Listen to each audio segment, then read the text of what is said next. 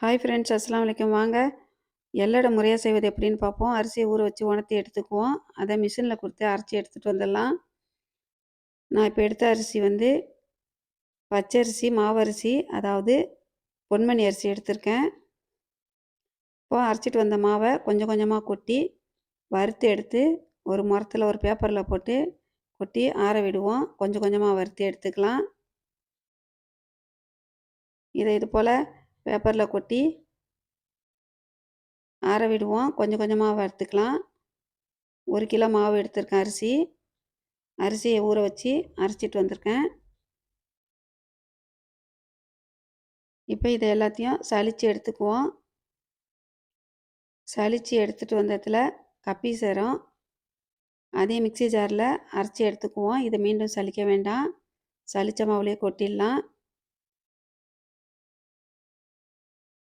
நல்லா கலக்கலண்டு இருக்குது. அதற்கு தேவையான பொருட்களாக பார்க்கலாம் வாங்க. மிளகு, ஜீரகம், பெருஞ்சீரகம், காஞ்ச மிளகாய் எடுத்திருக்கேன். அதற்கு தேவையான பொருட்கள்லாம் வரிசையாக பார்ப்போம். கடலைப்பருப்பு, எள்ளு, பெருங்காயப்பொடி, பொட்டுக்கடலை பவுடர் பண்ணி எடுத்துக்கலாம்.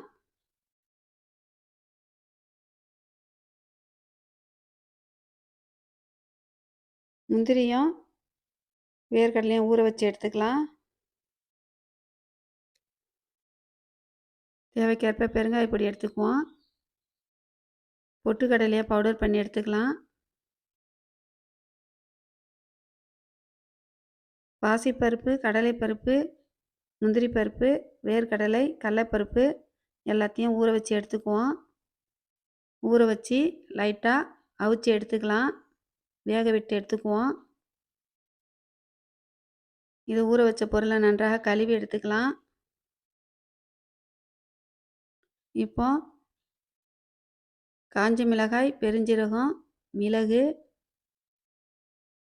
ஜீரகம் எல்லாத்தையும் லைட்டாக கொரப்பாக பவுடர் பண்ணி எடுத்து வந்துடலாம்.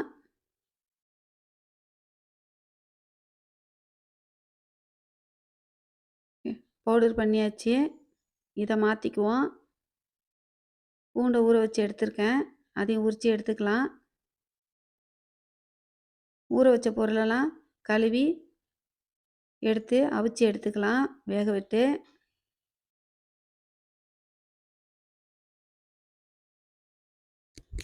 தேவைக்கேற்ப உப்பு எடுத்துக்குவோம்.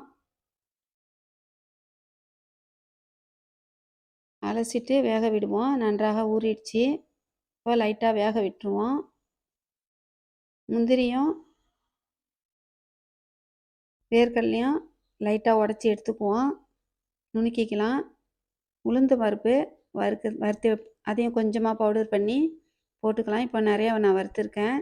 1 ஸ்பூன் போதும். பொட்டுக்கடலை மாவுலேயே 1 ஸ்பூன் சேர்த்துக்கலாம். தேவைக்கேற்ப கருவேப்பிள்ளை. இதே கப்புலேயே பூண்டை கொரப்பாக அரைச்சி எடுத்துக்குவோம். அதற்கு கூடவே கருவேப்பிள்ளையும் சேர்த்து கொரப்பாக அரைச்சி எடுத்துக்கலாம்.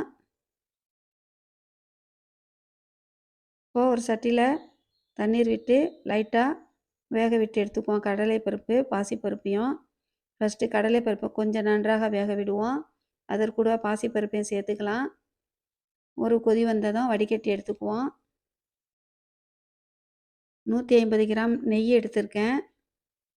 இதையும் சூடு பறக்க அடுப்பில் காட்டி நெய்யை அரிசி மாவில் ஊற்றிடலாம். நன்றாக சூடு பறக்க காய்ச்சி ஊற்றியாச்சு. இப்போ மாவை நன்றாக பிணைஞ்சி எடுத்துக்கலாம். கூடவே லைட்டாக சுடு தண்ணி கொஞ்சம் ஊற்றிக்குவோம். ஏன்னா அரிசி மாவை கிண்டி போடலை, நான் கொஞ்சமாக எடுத்து கிண்டி போடுவேன். இப்போ கிண்டி போடலை. எள்ளு, கடலைப்பருப்பு, பாசிப்பருப்பு, வேர்க்கடலை, முந்திரி பருப்பு, மிளகு பொடி அரைச்சது, காஞ்ச மிளகாயோட, பொட்டுக்கடலை மாவு, தேவைக்கேற்ப உப்பு, பெருங்காயம், கருவேப்பிலை, பூண்டு இது எல்லாத்தையும் கொஞ்சமாக தண்ணீர் விட்டு கலக்கி விட்டு பிணைஞ்சி எடுத்துக்கலாம்.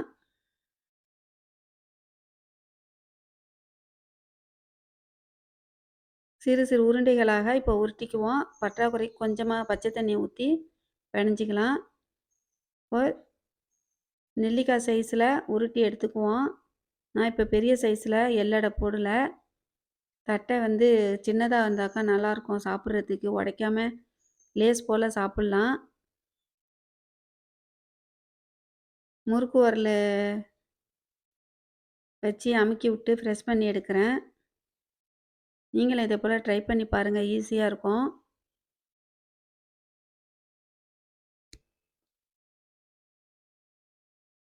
இப்போ எல்லாத்தையும் அழகா வரிசையாக வச்சு நசுக்கிட்டு வரேன்.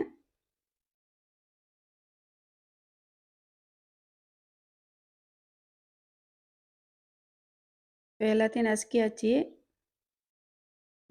நசுக்கியாச்சு. இப்போது வானல் காஞ்சிகிட்டு இருக்குது. எண்ணெயில் போட்டுடலாம், பொரித்து எடுத்துடலாம்.